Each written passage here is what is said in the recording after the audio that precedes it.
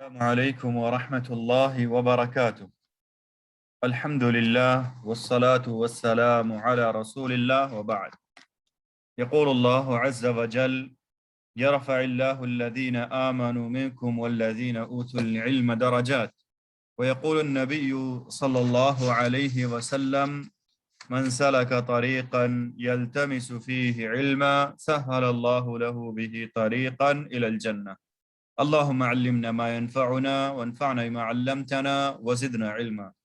محترم سامعین و ناظرین، گزشتہ 2 حلقوں میں ہم نے لا الہ الا اللہ کی گواہی دینے کا معنی، لا الہ الا اللہ کے گواہی دینے کا مفہوم، اس کی دلیل اور اس کی شرطیں اور ان شرطوں کے دلائل اور اسی طرح سے محمد رسول اللہ کی گواہی دینے کا معنی، اس کی دلیل اور اس کی شرطوں کو ہم نے گزشتہ حلقات میں جان لیا تھا۔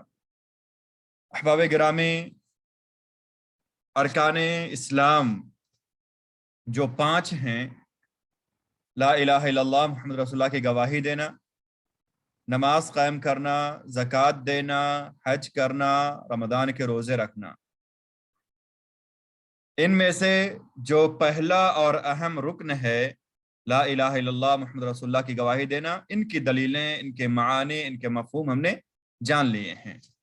آج کے اس حلقے میں آئیے ہم نماز، زکوٰۃ، روزے اور حج کی دلیلیں جانتے ہیں۔ میرے بھائیوں، نماز کا معنی ہم جانتے ہیں نماز کی دن اور رات میں کتنی تعداد ہے اور ان کے اوقات کیا کیا ہیں۔ زکوٰۃ کا معنی بھی ہم جانتے ہیں اور جانتے ہیں زکوٰۃ کب فرض ہے، کن شرطوں کے ساتھ ہم پر زکوٰۃ دینا واجب ہوتا ہے۔ میرے بھائیوں، روزوں کے بارے میں بھی ہمیں معلوم ہے کہ ہمیں سال میں 1 مہینہ جو رمضان کا آتا ہے اس میں روزے رکھنے، یہ اسلام کے ارکان میں سے ایک رکن ہے۔ اور حج کے بارے میں ہم جانتے ہیں کہ سال میں کچھ ایام ہوتے ہیں جن میں حج کی نیت سے ہم مکہ جا سکتے ہیں اور وہاں پر جو ایام حج ہیں ان میں جا کر کے حج کے شعائر ادا کر سکتے ہیں۔ تو ان سب کے معانی اور مفاہیم ہمیں معلوم ہے۔ آئیے ہم کچھ دلیلیں جو ان سے متعلق شیخ نے سوالات کو قائم کر کے یہاں پہ ذکر کی ہیں ان کو پڑھ لیتے ہیں۔ سوال نمبر 31 میں شیخ رحمہ اللہ کہتے ہیں: ما دلیل الصلاۃ والزکوٰۃ، نماز اور زکوٰۃ کی کیا دلیل ہے؟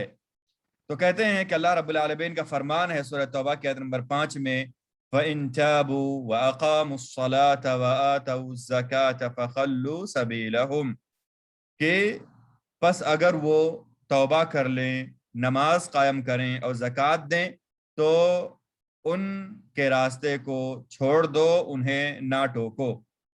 یہاں پر اللہ رب العالمین نے ان کا تذکرہ کیا ہے جو اللہ اس کے رسول پر ایمان لانے والے نہیں ہیں، ان کو دعوت دی جائے اور وہ اپنے برائی سے، اپنی نافرمانی سے باز آ جائیں۔ تو اللہ رب العالمین نے کہا کہ اگر وہ توبہ کر لیں، نماز پڑھنے والے ہو جائیں، زکوٰۃ دینے والے ہو جائیں تو ان کو نہ چھیڑو۔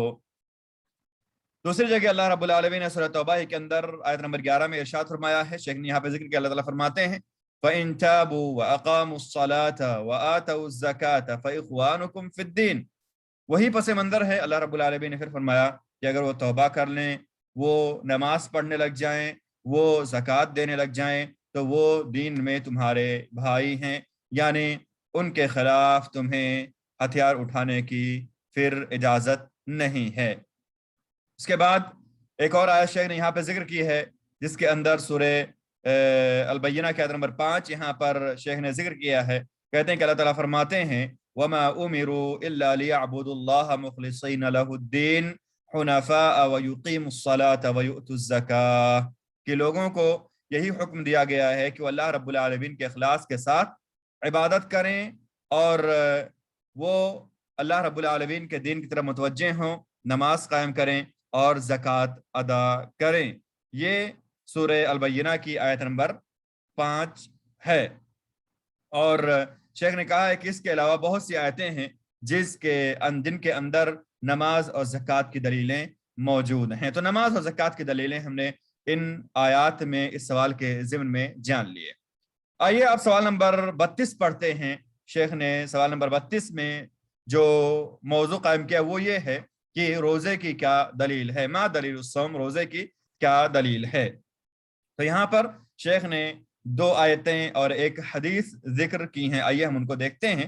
سورہ بقرہ کے آیت نمبر 183 شیخ نے پہلے ذکر کیا، کہتے ہیں کہ اللہ تعالیٰ فرماتے ہیں یا ایھا الذین آمنوا کتب علیکم الصیام کما کتب علی الذین من قبلکم، اے لوگو جو ایمان لائے ہو تم پر روزے اسی طرح سے فرض کیے گئے ہیں جس طرح تم سے پہلے لوگوں پر روزے فرض کیے گئے تھے۔ پھر سورہ البقرہ 185 نمبر آیت کو شیخ نے یہاں پر ذکر کیا اور کہا ہے کہ اس کے علاوہ جو آیتیں ہیں ان کے اندر یہی موضوع ہے کہ رمضان کے روزے فرض ہیں۔ ومن شہد منکم الشہر فلیصم، جو اس مہینے میں جو ہے موجود رہے وہ جو مہینہ پالے، اس کے لیے ضروری ہے کہ وہ رمضان کے روزے رکھے۔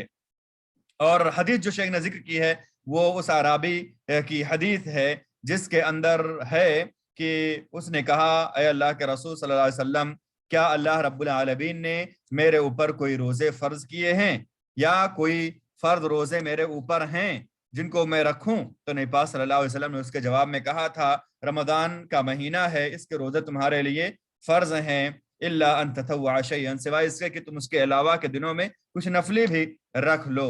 یعنی یہ جو دلیلیں ہیں میرے بھائیوں، یہ رمضان کے روزے سے متعلق دلیلیں ہیں۔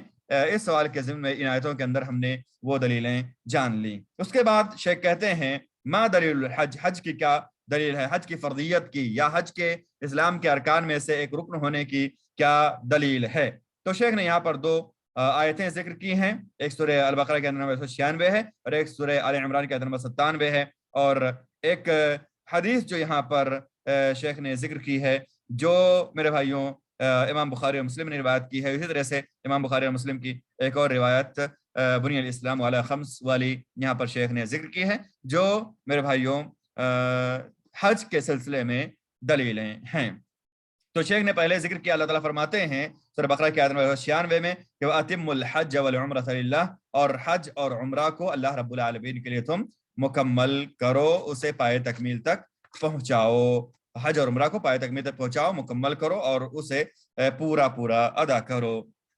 تو اس میں حج کے جو ہے فرضیت کی دلیل ہے، حج کے ارکان اسلام میں سے ایک رکن ہونے پر دلیل ہے۔ اسی طرح سے اللہ رب العالمین کا فرمان ہے سورہ آل عمران کے آیت نمبر 97 جسے شیخ نے یہاں پر ذکر کیا، اللہ تعالیٰ فرماتے ہیں وَلِلَّهِ عَلَى النَّاسِ حِجُّ الْبَيْتِ مَنِ اسْتَطَاعَ إِلَيْهِ سَبِيلًا، جو طاقت رکھے اس کے لیے اللہ رب العالمین نے، ایسے لوگوں پر جو طاقت رکھنے والے ہیں ان کے لیے اللہ رب العالمین نے حج بیت اللہ کو واجب قرار دیا ہے۔ تو یہ 2 آیتیں تھیں اور 2 حدیثیں شیخ نے ذکر کی ہیں۔ پہلی روایت جو ہے وہ بخاری مسلم ہی کیا، دوسری روایت بخاری مسلم ہی کیا۔ نبی پاک فرماتے ہیں کہ اللہ رب العالمین نے بے شک تمہارے اوپر حج کو فرض کیا ہے، جیسے کہ صحیحین میں یہ حدیث ہے۔ اور حدیث جبریل بھی جو ہے ہم دیکھ چکے ہیں کہ حدیث جبریل میں نبی پاک صلی اللہ علیہ وسلم سے حضرت جبریل علیہ السلام نے پوچھا کہ اسلام کے بارے میں بتائیے، تو نبی پاک صلی اللہ علیہ وسلم نے جو ہے تمام ارکان اسلام کو ذکر کیا تھا، اس میں آپ صلی اللہ علیہ وسلم نے حج کو بھی ذکر کیا تھا۔ اس کے بعد ایک حدیث جو صحیحین ہی کے اندر ہے اور اس کے علاوہ بہت سی حدیثیں ہیں۔